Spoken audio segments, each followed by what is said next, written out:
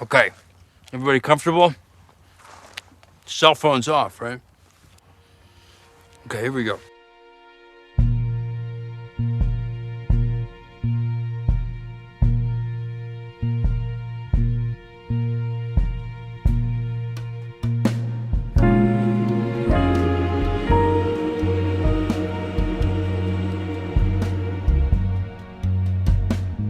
From Edmonton, Alberta, Canada, and I guess a satellite studio?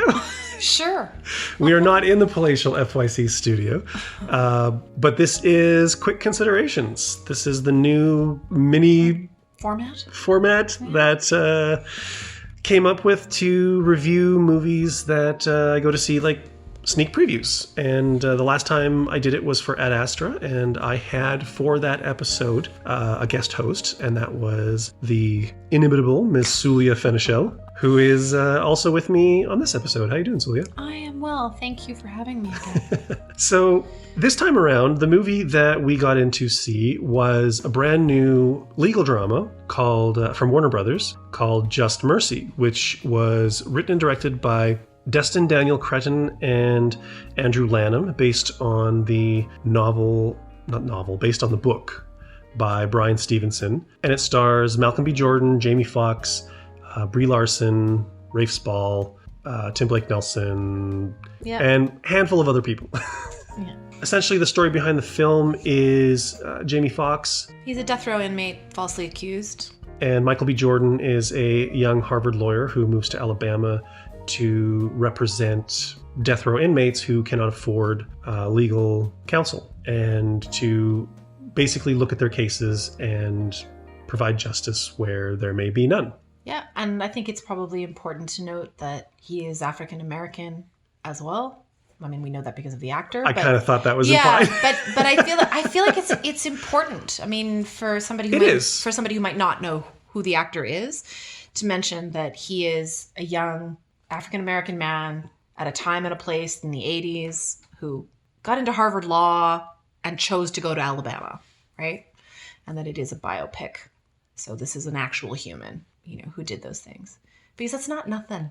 I mean, honestly, it'd be really interesting to know what the statistics are on how many African American men graduated from Harvard Law that year. I was really excited to see this film. I'd heard really good things about it. The subject matter was something that I found very compelling. Actors whose performances in other films I generally enjoy. And I have to say I have mixed feelings. Yeah, I think it's safe to say that we both left the theater with mixed feelings. For those of you who are just going to listen maybe to the first part of this, just looking for a quick, should I see this movie or shouldn't I think the best I can say is this is a classic, really simply structured, very straightforward telling of a little piece of history with the emphasis on this lawyer and his efforts and the man whose life he saves, essentially. So ultimately, it is worth seeing. Do you have to see it in the cinema? Would it be good enough to rent it later on or watch it on a streaming service? Yeah, you could do that too. I'm not sure it absolutely needs the big screen. Would be something I would say, because it is pretty straightforward and not too flashy. I think that's probably a good assessment of the film. Like, it's not a bad film. No, it's just, no. I didn't find it entirely inspiring. Yeah. Had I sat down and watched this on a streaming service, like you said, just on an evening that I had free, and I was like, oh, this is something that interests me with people that I'm interested in. Mm-hmm. Yeah, I probably would have different feelings about it than I do. Yeah. Maybe I wouldn't. I don't know. No, it's hard to know. I think the expectation of a small screen, our expectations of small screens are different.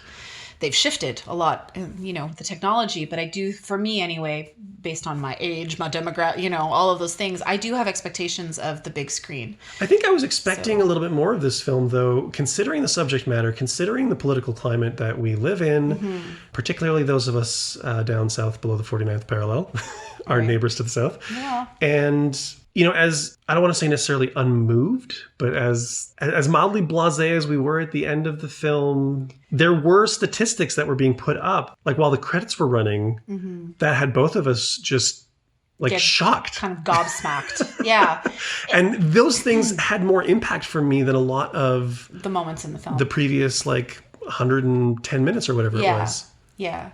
I suppose, a really a very generous way of talking about it would be slow burning, right? It kind of simmers. The oppressive elements are slow and tight and controlled. Even the most harrowing parts of the story are slow and tight and controlled. And in the best possible light, it would be, it could be a sort of a slow burning, on a really important issue, but it's also a really important issue set in the 80s, not now. It's a long time ago now. That's right. So even the aesthetic they had to play with.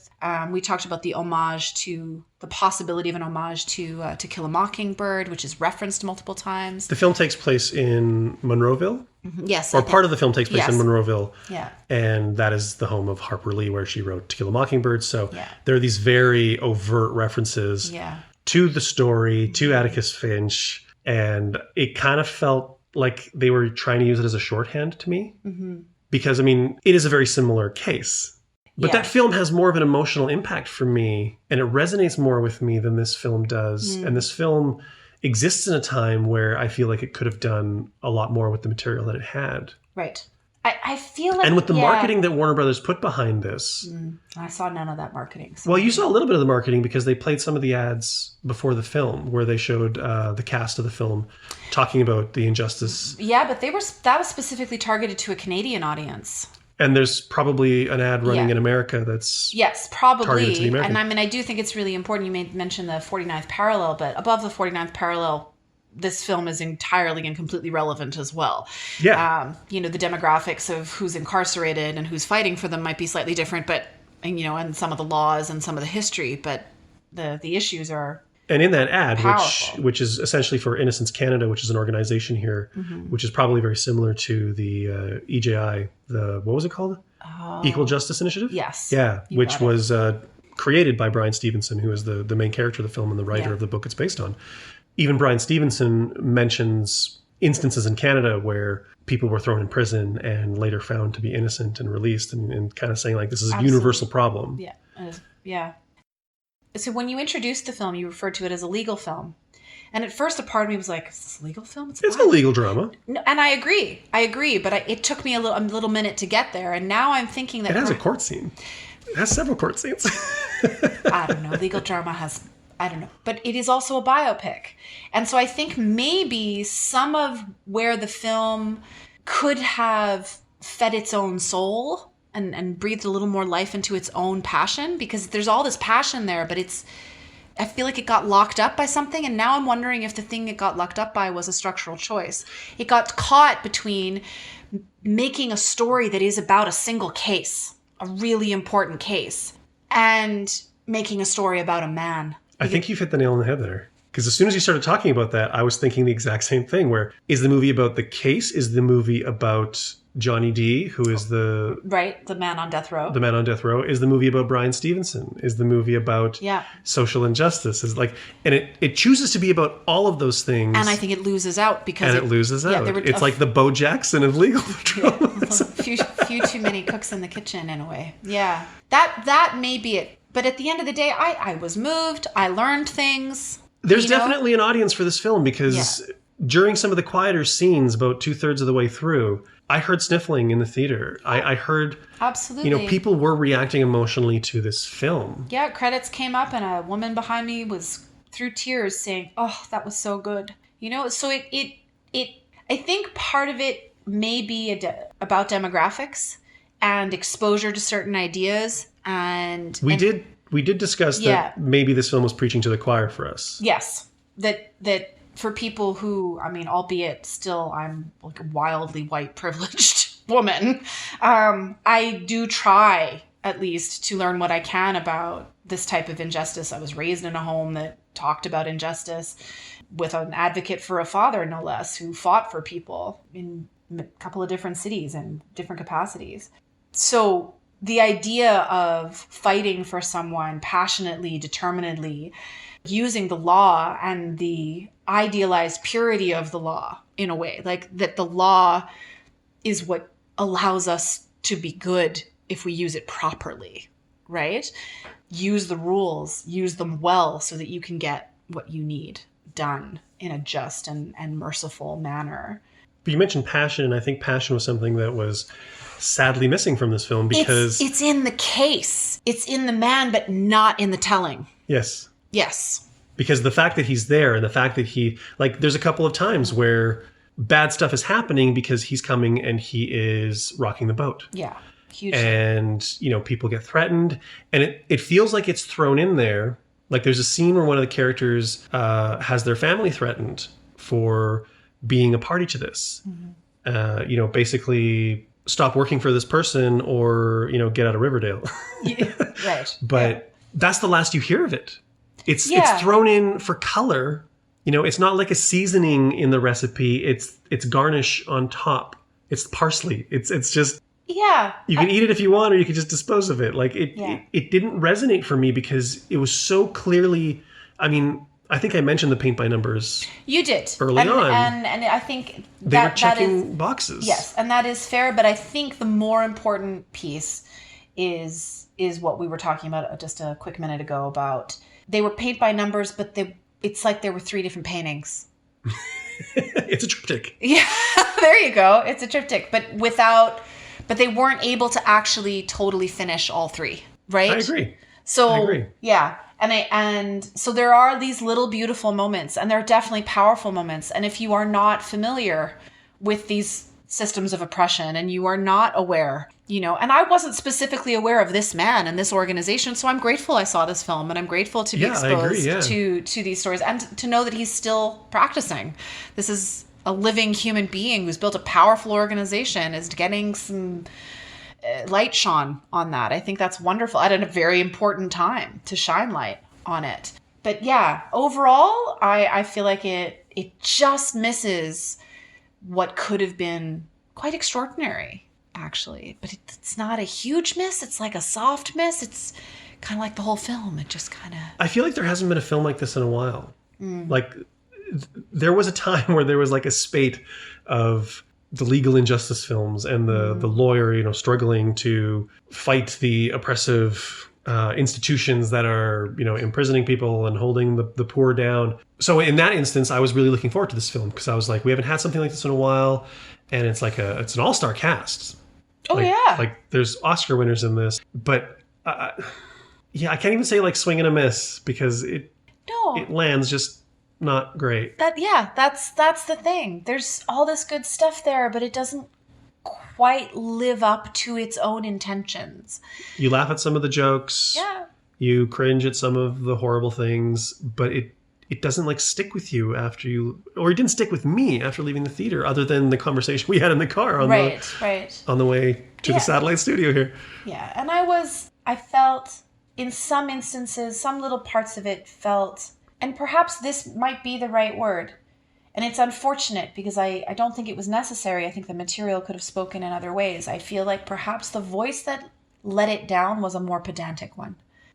The energy behind, you know, if you take passion, but you are turning passion into a lesson, it's no longer a film, it's a classroom. And there's a really fine line there. And of course, we don't want to get into how I feel about classrooms generally. That's a whole other conversation.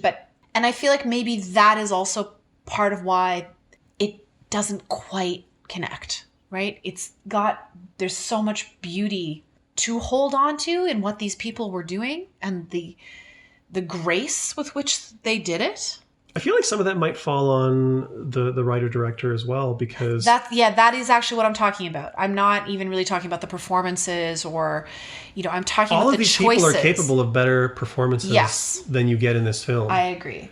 Watching Tim Blake Nelson on the recent Watchmen series on HBO, he is freaking riveting. And watching him here, it's a good performance. It is. But it's not a great performance. Yeah. Like, it feels like he's been given a role and he is performing his role. And the director maybe isn't... I don't know a lot about this director. This is the first time I've ever seen anything by him.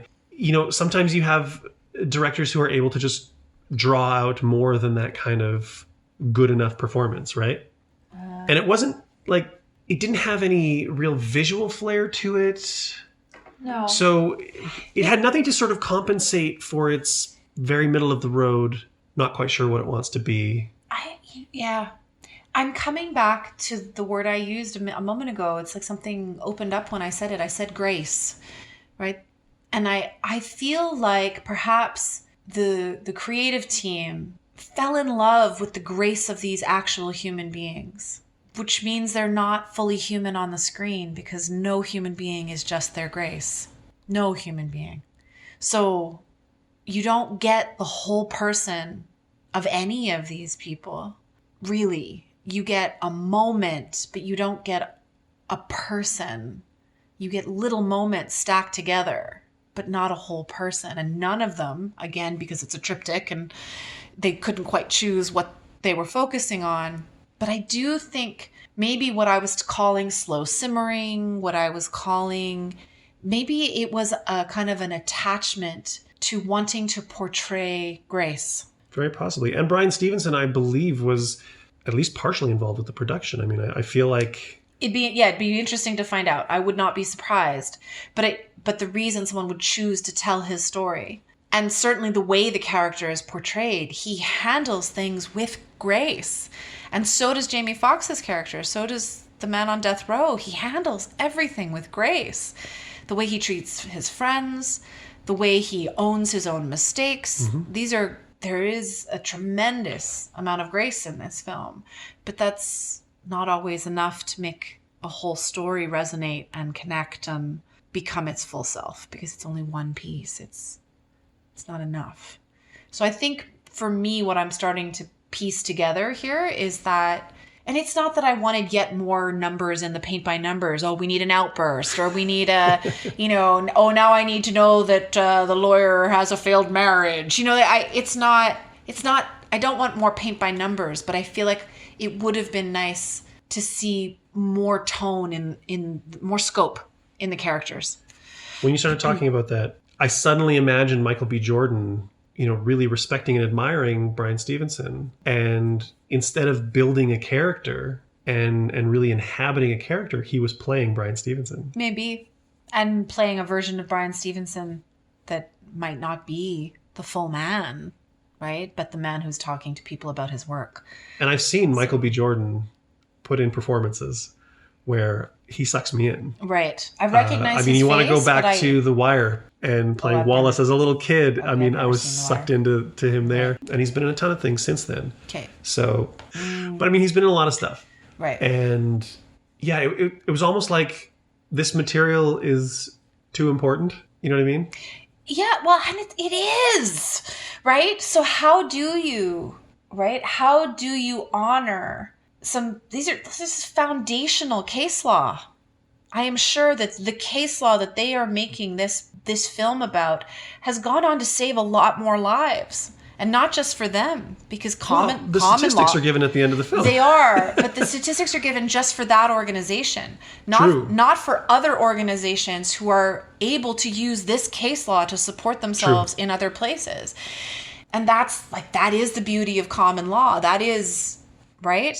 So precedent. It's all precedent. It is all about precedent. And so if nothing else, that there is real power in the fact that this team created precedent. That is what this really, the heart of this. But they don't really make you know that as deeply as maybe I know it because I have other connections to this type of thinking, and because they couldn't quite figure out if they were making a film about people or the law or a person or two people the warmest scenes really are the group scenes, the family scenes, the house scenes, the ones with the most life and the most energy and the most...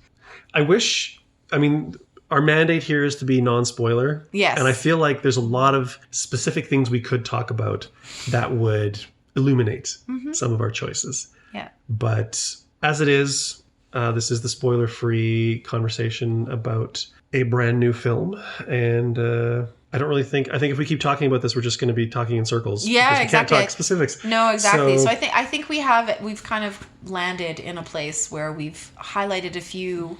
I feel like we found good words for some stuff we were both struggling with. Like I think we have some better language for it. But that overall, we do think this is a film that's worth seeing. Again, I'm not sure had you not invited me to join you, that I would need to see it on a big screen. But I, like you, I also probably would go, oh, this looks interesting, and watch it and enjoy it and be glad I did. And probably start Googling and learning more about these actual humans and this case law and how it has factored in. It creates curiosity, if nothing else. That's my hope for this movie. Mm-hmm. Ultimately, like I said at the top, it's an important subject. This is stuff that needs to be discussed, and particularly in our socio-political climate now. I think the phrase I used in the car was, there's no reason this movie shouldn't exist, which was maybe like weird phrasing. Because it's not a bad movie, and because the subject matter is important, I feel like this movie should be out in the world. And I really hope that people do see it, and that it does create curiosity within them, and send them off to learn more, or at least be maybe a little more discerning when they do run across things, to be like, oh, well, this says this, but I also know, and this movie does work for some people. It just didn't necessarily hit as hard with me. I like it. I don't love it. Yeah. And it's a, I guess in the final estimation, this movie reminded me of like a tour that you would take through an interpretive center at a museum, where you get the bullet points, and ultimately it's important subject matter, but it's a kind of unremarkable film. It's kind of a flaccid recommend. But if the subject matter intrigues you, or if the cast intrigues you, if there's anything about this film that intrigues you, it is worth watching. Yeah, that's probably fair. And I agree that it's important. This is important stuff. This is important history. It's timely history to know and to learn more about. But I have lukewarm feelings about the film as a film. So I too have a kind of tepid level of encouragement. But it's kind of a bummer, because like second time out, and it's another not enthusiastic. We have yet to hit a movie where we're like, you guys got to go see this. It was the same theater where I saw Booksmart at a sneak preview. Oh, yes, which I just watched online. Yeah. Man, I wish we were doing this when Booksmart came out, because that was like one of my favorite films of last year. I was sort of feeling that coming out of the theater, where I was like, God, I wish this was like me coming out of Booksmart. Right. But this is what we got. So yeah, it is, and ultimately, there's gravitas here, if nothing else, right? There's weighty subject matter that is worth some attention. So that's it for our thoughts on Just Mercy. I'd love to know what you guys think. If you go and check out the film, hit us up on Facebook or YouTube or Twitter, on all of our social media accounts. Like, share, follow. Our big push for 2020 is we're building subscriptions, where we're trying to like push the community. There's a lot of great comments and people out there that are part of the FYC community. And cats are fine, man. This is much looser than the usual format. So. Fair enough. So yeah, thank you guys so much for checking us out. That is our second quick considerations. Not sure what the next one will be, because it's completely random, but we hope you'll join us next time for whatever film that is. Until then, I've been your host, Mike Jozic. And I am Sulya Fenichel. Take care, and we'll see you at the movies.